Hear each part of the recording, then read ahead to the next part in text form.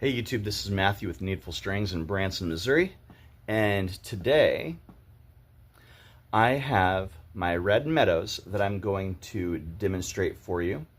And I'm going to try to do this every single time that I get a new batch in. I feel like last time we did this with our Cedar Creeks, it worked fantastic. The difference with these models are that they all look very similar. There might be some things that are a little bit different, but when it comes down to playing the instrument, that's when it's going to matter, and that's when I will share with you the code that is given to that specific instrument, okay? So up on the wall, you can see I have 1, 2, 3 red meadows, and here's my fourth one right here. So we're going to kind of talk a little bit about the specs. After this, we're going to drop them on the table and take a listen to what they are. This is going to be really easy for the codes. He doesn't have any alphabet to his codes. He is just doing a numerical sequence. So for example, this one is number 3, okay? I have currently number 3, 4, 6, and 12. This video is going to be super easy. 3, 4, 6, and 12. So let's take a look at the specs of a red meadow, okay? Red meadow, see this shape?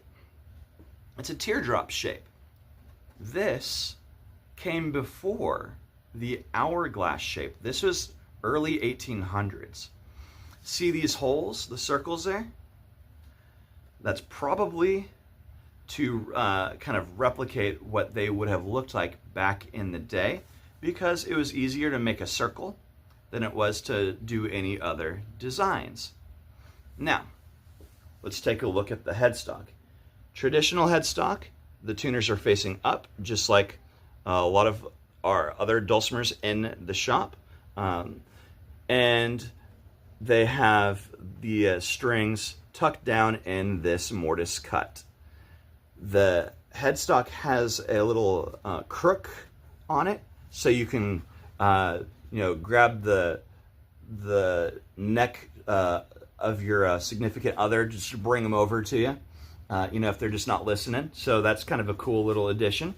And it also uses micarta nut and bridge. So here is the nut, and by the way, it is still able to be left-handed or right-handed. All I got to do is slip that nut out and then flip it around, okay? So it can be left-handed or right-handed. Now, let's look at the woods. We see 2 different colors on here, don't we? We see brown and we see a blonde color, right? So this brown, this is your walnut, okay? And the walnut goes from the headstock, the neck, and the tail block, okay? The rest of the body is all birch, okay? And he is using birch laminate is what he's doing. So this is a sturdy instrument. If you look in the back here too, he has 4 little end pins, and these 4 little end pins hold the strings. You can see that these strings have a ball in them. Guys, they don't have to have a ball, okay? Your loop end strings will be just fine. So whether you have loop end or ball end, he is taking care of both scenarios for you. Okay, so what we're going to do is we're going to take a look at the other 3 dulcimers here in a second, okay? I'm going to put them all on the table. Okay guys, so I'm going to start playing on these dulcimers on the table, okay? I'm going to do them one at a time, and we are going to be listening to the tone of the instruments. The instruments look very similar, like I said before, but we're just looking at the tone. I'm going to share with you what the code is on the inside, and that way you can re-listen to it and like fast forward or rewind to listen to the individual instruments, okay? that's just a really fun way to kind of narrow down which instrument sounds best to you. So I'm going to go ahead and get my camera set up so we can go ahead and listen to these 4 red meadows. Okay, so first on the table we have number 3.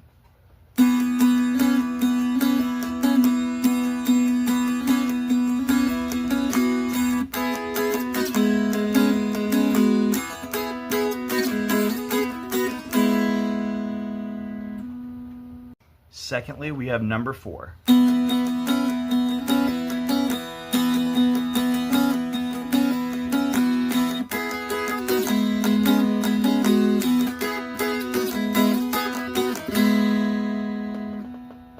Secondly, we have number 4.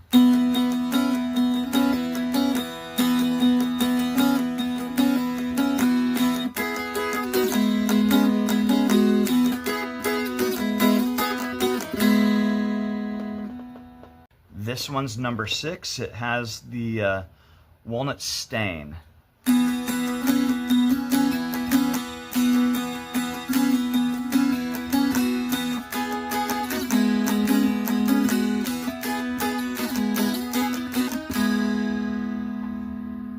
Lastly, in this batch, we have number 12.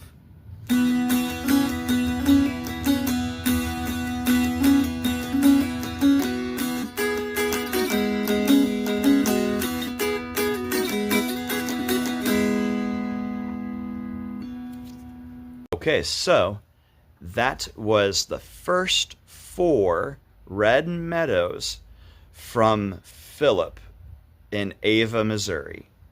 They have a really good sound, don't you think? I want you to tell me down in the comment sections which one you liked better.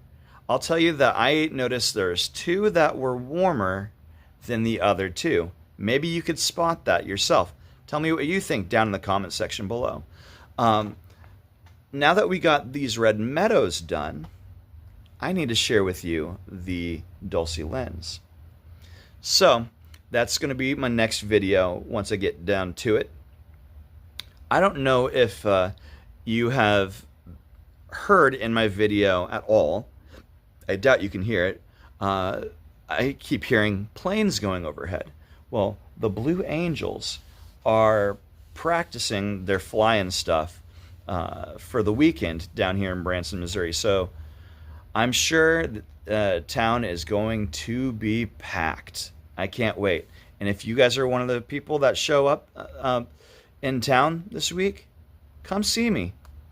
Come say hi.